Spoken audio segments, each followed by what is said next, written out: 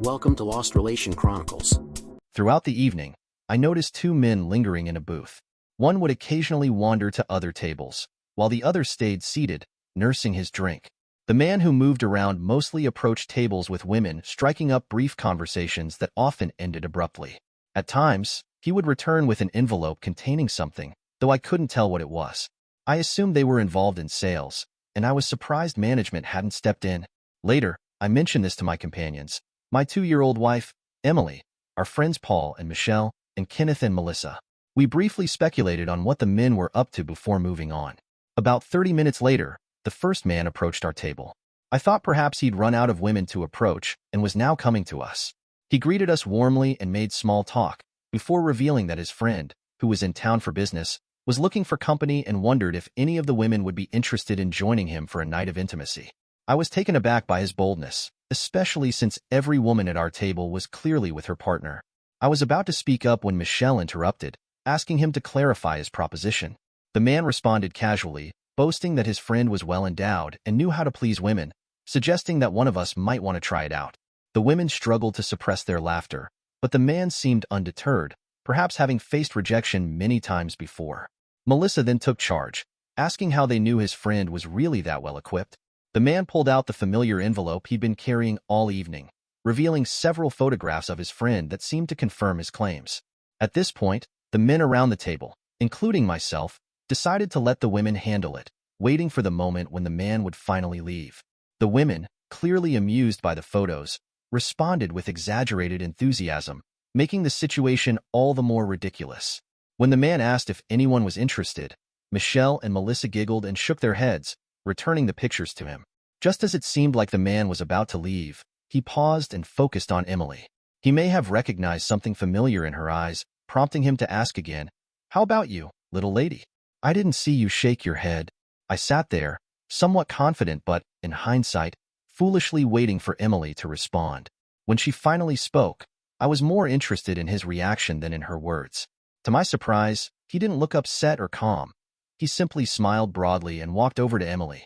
It took me a moment to process what was happening, but before I could act, he had already taken her by the arm and was leading her toward the door. I tried to speak up, but no words came out. Despite my shock, I managed to intervene, grabbing Emily's arm and pulling her back from the man before they reached the door. I questioned the bouncer's inaction, wondering what he was doing.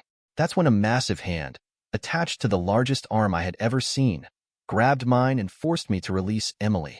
I protested, telling him Emily was my wife, and I was just trying to keep her from leaving with these men. The bouncer, however, held firm. He expressed regret for whatever had happened in my marriage, but emphasized that his responsibility was to prevent any violence. According to him, Emily had willingly decided to leave with the men, so he couldn't allow me to touch her on their property. Even as he held me, Emily whispered something in his ear, making him give her a strange look. He then turned his gaze back to me and asked if she was sure about her decision. Emily, now composed, nodded confidently. Without hesitation, she walked toward the waiting men at the door. I desperately called for her to stop, but she didn't look back. I could only watch as Emily walked out the door with the two men. I assumed the bouncer would release me once they were gone, allowing me to chase after them. However, when I tried to pull away after the door had closed, I found myself still firmly held back. I protested, asking why he was still holding me when they had already left the property. I struggled, but it was futile. Eventually, I stopped fighting and, with a sense of resignation, apologized for the situation. The bouncer explained that Emily had specifically asked him to keep me restrained for a few more minutes to prevent me from following them, and that the parking lot was still technically their property. The realization that Emily had willingly left with the men and requested that the bouncer hold me back drained all the fight out of me. Our friend stood nearby, still in shock at what had just happened. After a few minutes, the bouncer finally released my arm, and I collapsed to the floor, utterly defeated. I noticed a look of sympathy on the bouncer's face before he walked away. The bar, which had gone silent during the ordeal, slowly returned to its usual chatter.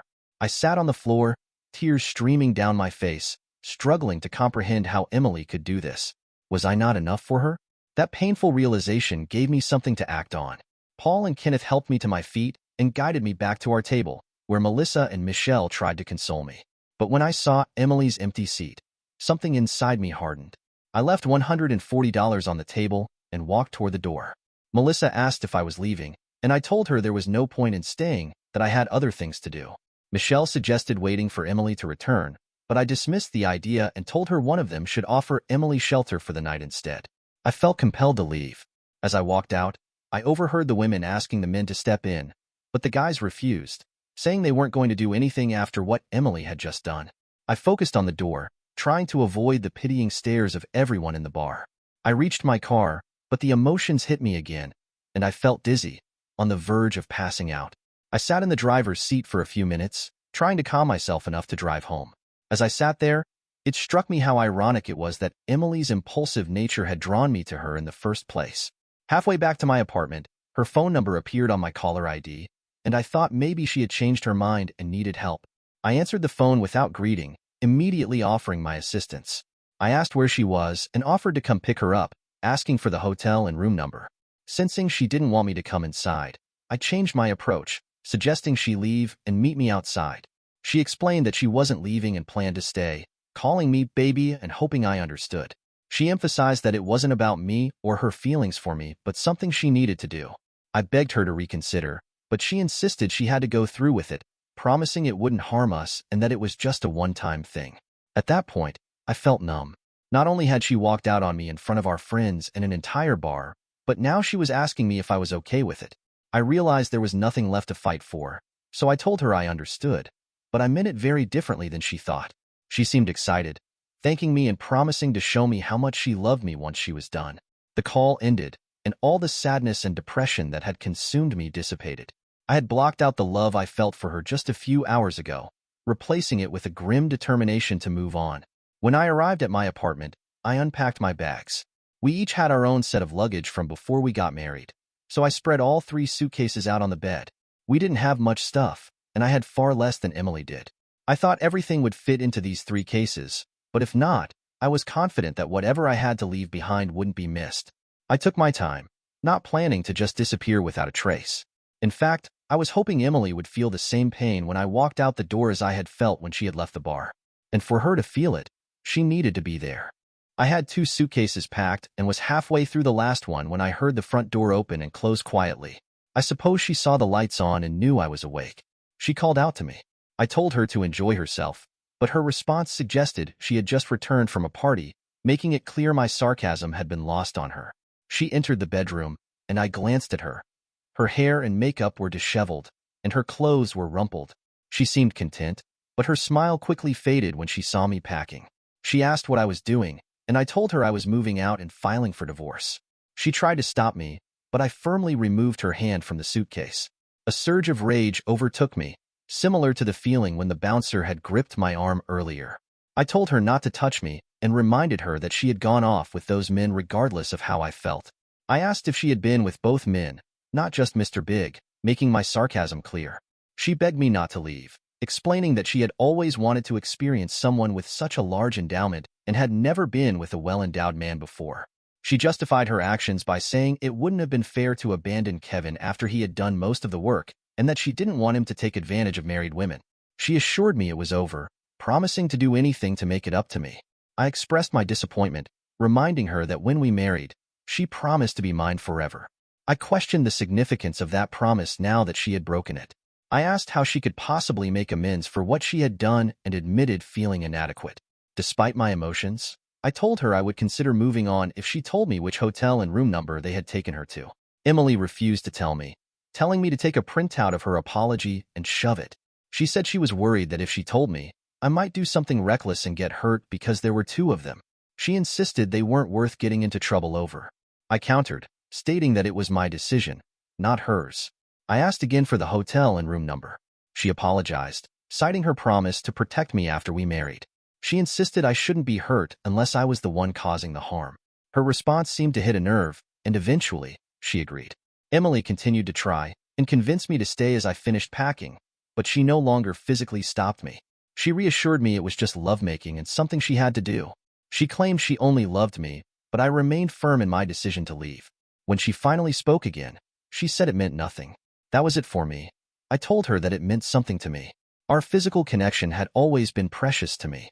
I hadn't realized how little it meant to her, but it was one of the things that made our relationship special. I was the only one who had the privilege of experiencing her body, and she just gave it away in the most humiliating way possible, in front of our friends at a bar, no less. She apologized, admitting she was aware of how wrong the situation was, and promised it would never happen again. She explained that she had gone a little crazy, but it was now behind her. I couldn't help but wonder what else she might try in the future. I expressed my disbelief and shame, recalling how the whole bar had pitted me as she walked away without even a glance back. She cried, pleading with me not to leave, professing her love for me. I told her firmly that if that was how she expressed love, I wasn't interested.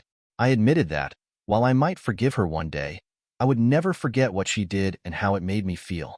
It took 2 trips, but I eventually loaded my suitcases into my car and drove away. On the second trip, Emily was still lying on the floor, looking up at me as I walked in. She mumbled, please, please don't leave, baby. Despite everything that had happened, I felt like an idiot for leaving like this. It didn't make me reconsider, but I did feel bad. I assumed it was because, even though I couldn't be with her, I still loved her. I was disoriented when I woke up in the hotel. I had been more tired than I realized.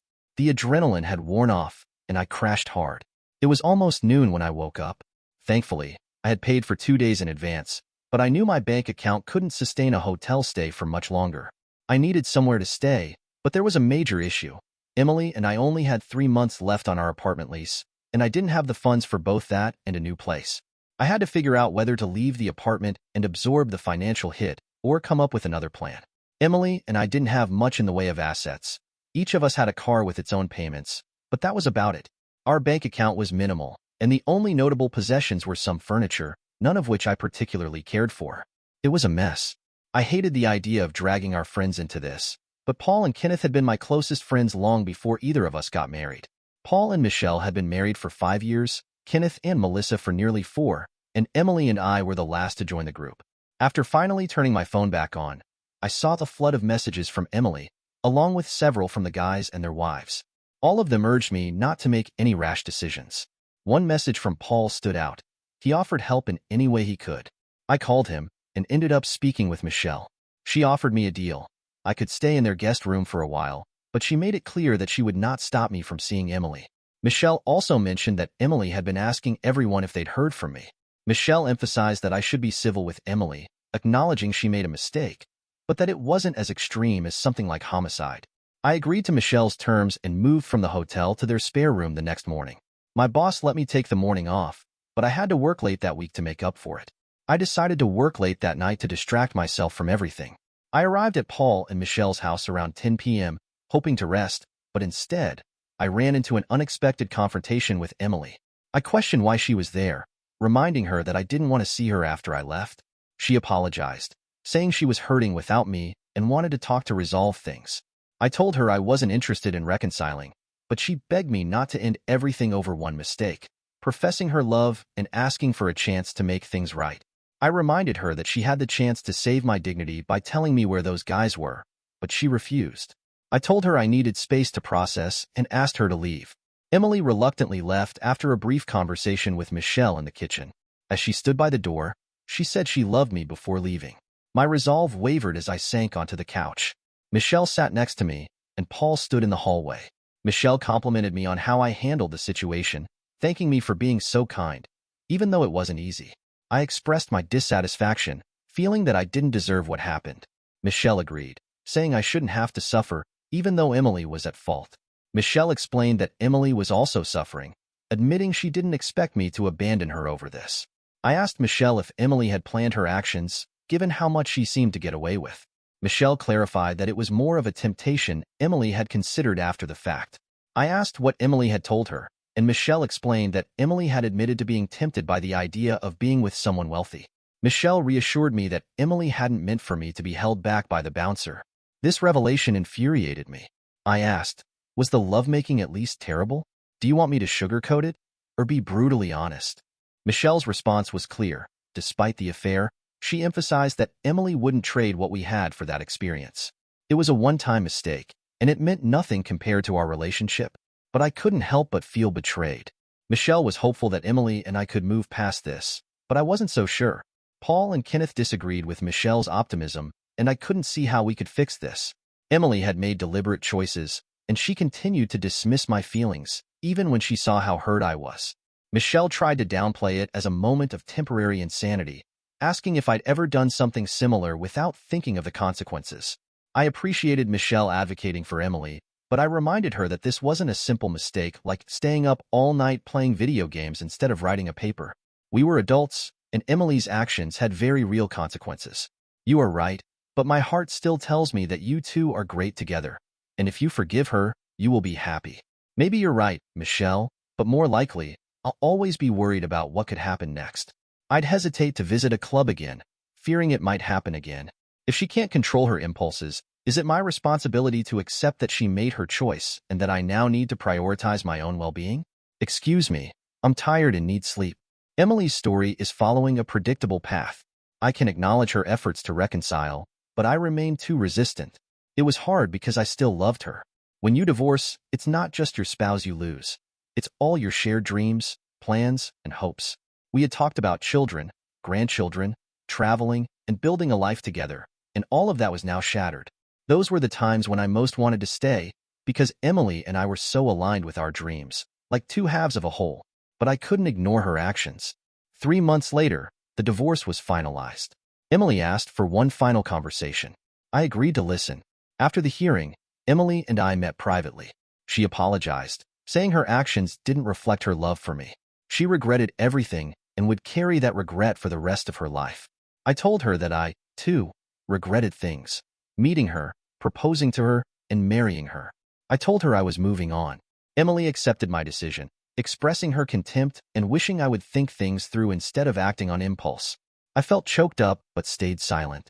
I regret the situation, not my decisions. I left the room, and we never spoke or touched again. It was liberating, but it took 3 more months before I started going out again. I didn't expect to meet anyone, but I was tired of staying home. I went out with Paul, Kenneth, Michelle, and Melissa, who occasionally hinted at matchmaking, but I wasn't ready for a relationship. I enjoyed socializing without the pressure of commitment. Everyone was nice, but there was no spark, and our interactions faded as the night went on. I also developed a habit of going out alone, finding comfort in solitude. It was at that club where my life had changed, and I ran into Tasha. She was a bartender at the club, someone I knew from high school. She'd been working there for a while, but she wasn't there that night. When I started coming in alone, we began forming what seemed like a friendship. She hinted at wanting something more. About 10 months after Emily left the bar with those guys, I saw them again. They were back at the club, likely planning to repeat their scheme, sitting, drinking, and scanning the room, probably looking for new targets. I assumed Tasha noticed me watching them and asked why I was staring at Kevin and Charles. I was surprised she knew their names. She confirmed they were regulars. I asked if she knew them personally, and she said she didn't. When I mentioned that I assumed they were from out of town, she corrected me, saying they worked at a downtown warehouse. I asked if they lived nearby, and she confirmed they had for years, though she couldn't pinpoint the exact location. She said they came to the bar to pick up women, and they were usually successful. I was surprised to learn the bar was a popular pickup spot, but she seemed unconcerned by it. I asked if many single women came in, and she said yes, mostly in groups, but these men didn't limit themselves to single women. They seemed to prefer married ones. I tried not to be angry, though I was, and expressed my concern. Tasha reassured me, saying the husbands never found out because the men were discreet and the wives usually kept quiet. She didn't see a problem with it, reasoning that it didn't harm anyone. She even suggested husbands might benefit from good guilt lovemaking as a result. Reflecting on her words, I realized that nothing would happen between us if she was okay with such behavior. She likely wouldn't hesitate to do it herself, which was unfortunate. Tasha kept talking, mentioning an incident where the men tried to pick up a woman while her husband was at the club. It escalated and nearly became violent, so they hadn't tried it again. The wife had even asked one of the men, Victor, to restrain her husband so she could leave with them. At that moment, I realized Tasha had figured out what had happened. She seemed surprised and apologized, her expression changing as she understood the situation. I got up from the bar, feeling the need to distance myself from the conversation, and went outside. I made a quick phone call to start making plans, then settled outside to wait. I hadn't realized how much I craved revenge until that moment. Emily had fallen for their scheme, thinking they were just two out-of-towners looking for a fling. She hadn't realized what she was actually giving up. I identified their car in the parking lot, marking the beginning of what I felt would be a necessary step. I don't mean to fall into stereotypes, But when I saw the Cadillac with its lowered suspension and flashy chrome rims, I was fairly certain it was theirs. They hadn't started their search yet, so I assumed I had some time before they showed up, unless they got lucky right away. I wasn't privy to what happened inside the club, but it took almost an hour before they came out, accompanied by a woman they had clearly charmed. My hunch about the car was right, so I leaned against the driver's side door as they approached. Kevin, the one who seemed to be the spokesperson, spoke up, "Do you mind taking your hands off my ride?" I ignored him and focused on their slightly intoxicated companion. No matter what she deserved, I didn't want to see a woman suffer, especially if her husband didn't deserve it. I could see the wedding ring from where I stood. I addressed her directly, in a tone that brooked no argument. "Sweetheart, you should find somewhere else to be. At home with your husband, you know, the one you promised to leave all others for." I wasn't sure how she reacted, but after assessing the situation, she chose to take my advice and disappeared back into the club, despite Kevin and Charles's protests. Once she left, the men became irritated, asking why I had interfered with their plans. I calmly reminded them that the woman belonged to her husband. One of the men recognized me, recalling our previous encounter about 10 months earlier. He remembered me as the husband of the woman who had asked him to hold back so she could join them. They inquired about her whereabouts, expressing interest in meeting her again. I told them she had moved on, and when they asked if we had split up, I answered that I had lost interest in her after she left with them. As they approached me, their focus turned solely to me, unaware that my friends were closing in behind them. In an instant, they were restrained by 3 of my friends, and despite their struggles, Kenneth and Daniel were strong enough to overpower them. Soon, they were kneeling with their arms bound behind their backs. Their confidence quickly faded. One of them tried to justify their actions, claiming they had only made an offer the woman had willingly accepted. I responded that, while I was angry with her initially, my focus had shifted to them, and others like them who posed a threat to society. I was determined that they would never repeat such behavior. I instructed my friends to load them into Mark's pickup truck, where they were secured in case they tried to flee. After an hour's drive to a secluded area in the county, accompanied by Mark, whose family owned a nearby farm, we arrived at a grove of trees, hidden from civilization. The guys were dragged out of the truck with little care. I could see the fear in their eyes. They never imagined their actions would lead them here. Like Emily, they were facing unforeseen consequences. With a lighthearted tone that hopefully masked my seriousness, I discussed the best way to rid society of such predatory behavior, suggesting options like castration followed by release, which horrified them. I also mentioned the potential complications if they sought medical attention after such an act, which they all agreed with. But my friends, Kevin and Charles, remained silent. I then proposed an alternative option, eliminating them as witnesses by killing them. Kevin appeared horrified, while Charles seemed to prefer death over losing his manhood. I commented on the absurdity of measuring one's self-worth by the size of their gonads. Kevin attempted to justify their actions, claiming the woman had previously been with other men, but I rejected that excuse. I stated that my concern was no longer with her, but with them. I expressed my dissatisfaction with men like them who believed they could seduce married women without facing consequences. It was time they learned a lesson, I said, and set an example for others. I motioned for the rest of the gang to join me in a private huddle, and our goal was simple: intimidate them. Truthfully, I'm not a violent person. While I wanted to hurt them, it wasn't my true intention, at least, not permanently. We kept them on edge for about an hour, convincing them we had reconsidered taking their lives or mutilating them. By the time we returned, their fight seemed to have drained away. I informed them that my friends had persuaded me not to take their lives or castrate them, but that they would face severe punishment. I told them that we would exchange aliases, but warned them that if they went to the police, they'd face the initial options I had considered. I emphasized that we had their addresses and workplaces from their driver's licenses and that we would be closely monitoring them. I gave a stern warning. If they targeted married women again, there would be serious consequences. Kevin asked if there was a way to avoid the beating. I proposed a deal. They could avoid punishment if they performed a specific act. Kevin eagerly agreed, hoping to spare himself the punishment, which they did indeed receive. 10 of us vented our frustrations on them. We tried to avoid anything fatal, but there were broken bones. We made sure not to break any ribs, as they could puncture lungs, but at the very least, they would remember this for a long time. We drove them back to town, dropping them off near a hospital, avoiding security cameras. The next morning, headlines reported that 2 men had been victims of an assault by unidentified assailants, possibly during a failed robbery. The cases went cold when the men claimed they didn't recognize their attackers and thought it was a random incident. A year has passed since that dreadful night. Somehow, I've avoided becoming completely distrustful of all women, but it hasn't been easy. Emily is said to have recently met someone and begun dating. It's early days, but it looks promising. Kevin and Charles have seemingly vanished. At least, they're no longer employed at the warehouse, and their apartments are vacant. I suspect they are operating their scheme in another city. Sometimes, I wonder if I should have dealt with those two permanently. It crosses my mind often, and I sometimes regret my decision. Eventually, I had to find another place to hang out, as Tasha became more persistent and my polite refusals no longer worked. I had to tell her that nothing would happen between us because she saw no issue with a wife cheating on her husband. She tried to convince me that she wouldn't do it herself, but I simply didn't believe her. At that point, I'd rather have 2 dogs than date her. I haven't made any concrete plans yet, but eventually, I will resume dating. Dear listeners, please share your thoughts in the comments section below and don't forget to like, share, and subscribe.